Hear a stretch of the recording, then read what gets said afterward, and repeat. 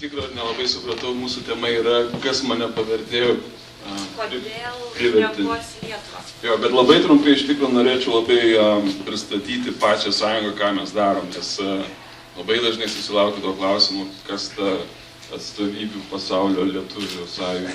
Niekas nežino, ką mes darom.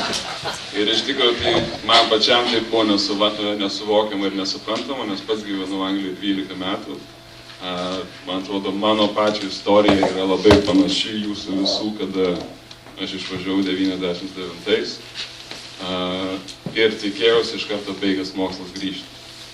Tie 4 metai užtruko kaip 12 metų, bet tai, man atrodo, tai yra natūralu ir suprantama. Ir man atrodo, jaunas žmogus visą laiką nori visko čia ir dabar. Jisai mato galimybę, ant jo šoka ir kažką tai daro. Jeigu neišeina, nudega, nebedaro.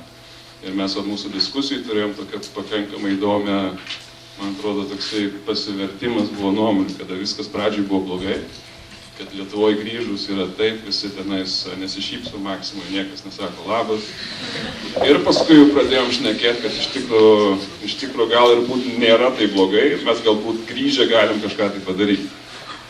Bet man atrodo, apie tai truputį vėliau gal pašnekėsim. Tai 30 sekundžių arba minučių noriu pavogti iš jūsų pristatydama šitą Pasaulio lietuvių jaunimo sąjungą su mistiniu pavadinimu. Pasaulio lietuvių jaunimo sąjunga, tai iš tikrųjų jinai buvo įkurta prieš 40 metų. Tai viena iš tokių galbūt senesnių organizacijų, kuri vienija jaunimą aplink pasaulį. Po 91 metų jinai kažkiek tai truputį prarado savo tikslą, nes jaunimo sąjunga iki 91 metų jinai labai daug prisidėjo prie Lietuvos nepriklausomybės atgavimo, susitikimai su Bušais ir visa kita administracija Amerikoje. Jaunimo sąjunga prisidėjo labai daug. Kada atgavome nepriklausomybę, tikslas truputį išblės, nes mes laisvi, mes galim daryti, ką norim ir mes esam sumėtę po visą pasaulį. Tai iš tikrųjų pati sąjunga, jinai turi dabar 40 šalių aplink pasaulį, tai nuo Australijos iki sąjungų, nuo Australijos iki Sibiro, Urugvajaus, Brazilijos ir Amerikos. Tai iš tikrųjų mūsų pagrindinė veikla ir yra tokia, jeigu pagal eilę, tai mūsų visa vizija yra išlaikyti lietuvišką identitetą, kurti aktyvę, pilietišką bei visuomenišką jaunimo bendruomenę pasaulyje. Tai ką jūs darote čia šiandien iš esmės? Jo. Ir mūsų tikslas yra bendradarbiauti, kurti ir tęsti. Kada kalbama yra apie kurti, tai tikriausiai tai yra vienas dalykas, kurio labai trūko labai daug metų pačiai organizacijai, tai kurti pridėtinę vertę. Pridėtinę vertę, man atrodo, kiekvienas visaip ir savaip suprantame ir suvokiame, nes jeigu kalbant vėlgi apie jaunimą, tas pridėtinės vertės kūrimas, jis yra, man atrodo, pats svarbiausias. Nes jaunas žmogus visą laiką klausia, kas man iš to. Kas man iš to, kad aš dalyvauju Pasaulio lietuvių jaunimo sąjungoje ar Danijos lietuvių jaunimo sąjungoje, bet, man atrodo, pats svarbiausias dalykas, ką mes patys galim daryti, tai bendrauti. Mes nesam kažkokia tai organizacija, kuri turi kažkokius tai užslėptus tikslus ar taip toliau. Pagrindinis dalykas yra bendrauti. Bendrauti ir bendradarbiauti.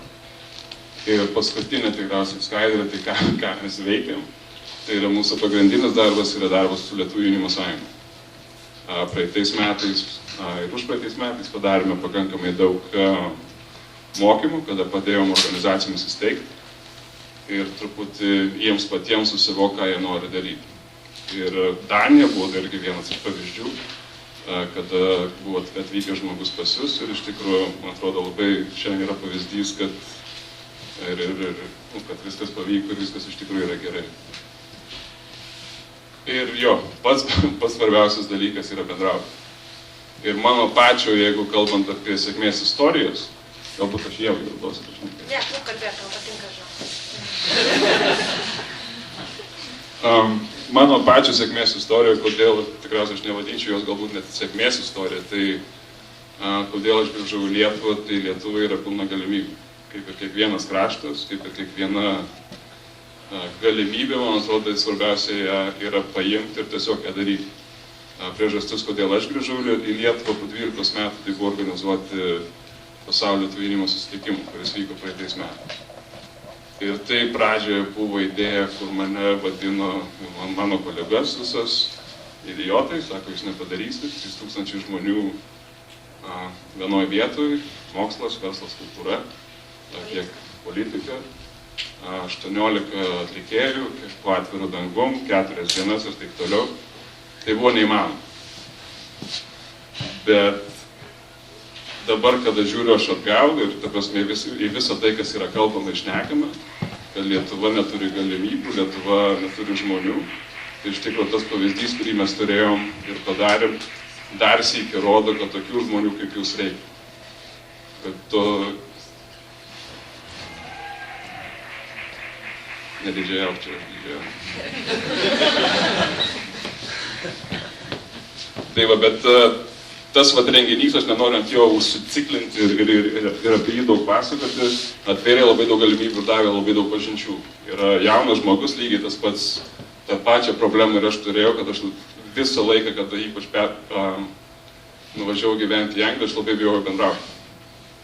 Labai bijojau bendrauti su žmonėmis ir šnekėti su jais, žiūrėti, ką jie gali pasakyti, ką jie gali pasiūlyti ir taip toliau. Kada tu pradedi bendrauti, tau atsiveria galimybės. Nes bendravimas yra kontaktai. O kontaktai Lietuvoje yra pinigai.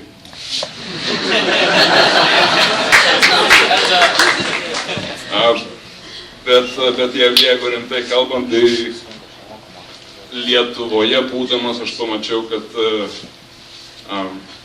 tos galimybės yra praktiškai padėtos ant kažkaip trukdot man šnekėti.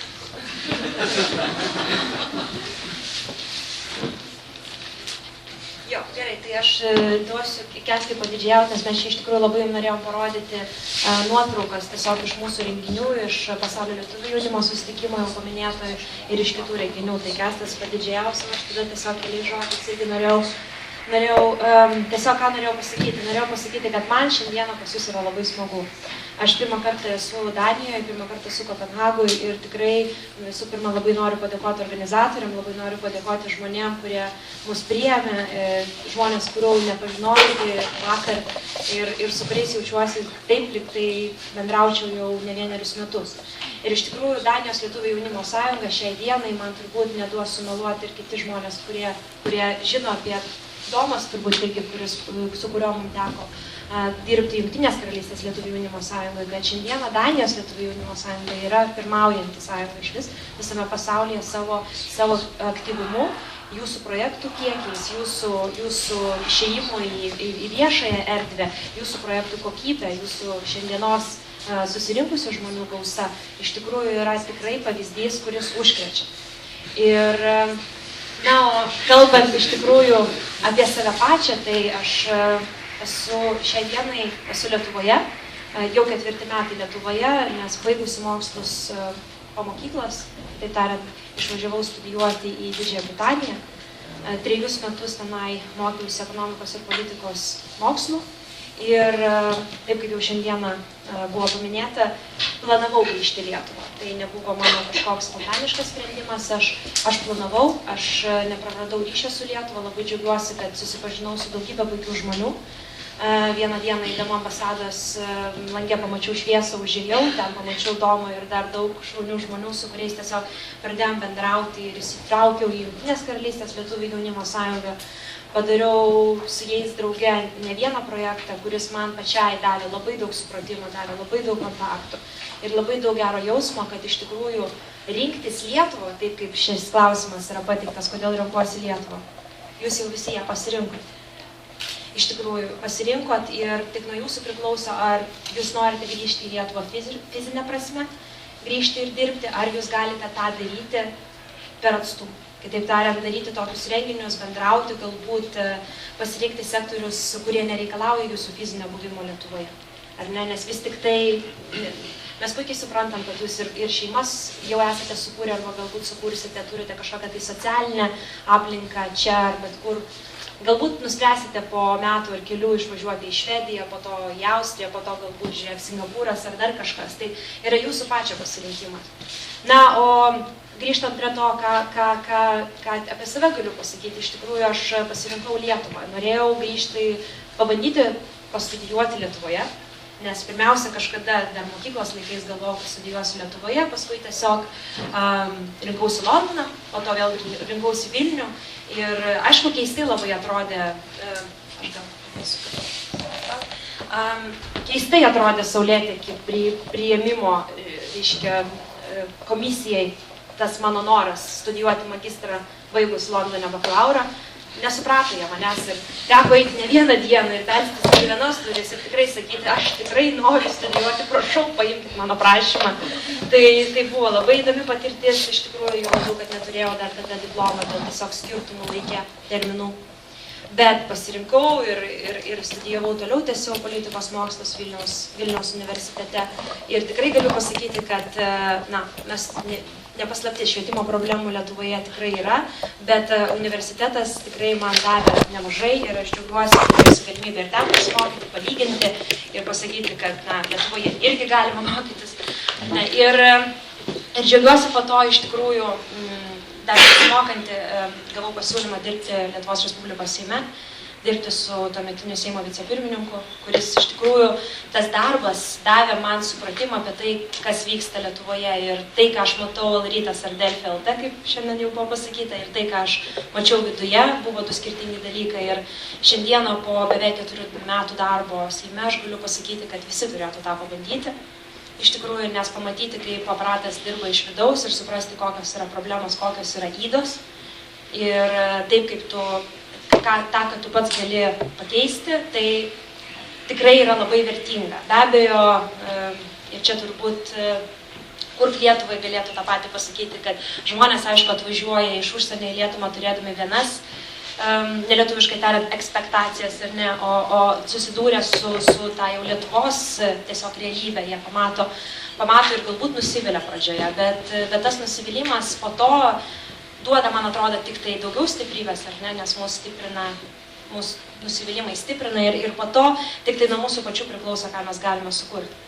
Bet grįžtant prie mano minties apie kodėl renkuosi Lietuvą ir kodėl mes šiandieną, drįstu sakyti, visi esame pasirinkę Lietuvą, reikėtų turbūt tikrai suprasti, kad tik nuo mūsų pačių priklauso. Ir šiandieną grupiai, tas jau buvo mano viešosios sektoriaus, kur aš dalyvavau, grupiai pasakyta, kad tik nuo mūsų pačių priklauso, kaip mes kursime tą Lietuvą ir kokia ta Lietuva bus. Ir aš labai tikiuosi, kad daugelį jūsų jau po pusės metų, galbūt metų sutiksiu Vilniaus gatvėse ir mes kartu padarysim kokį nors smagų projektą.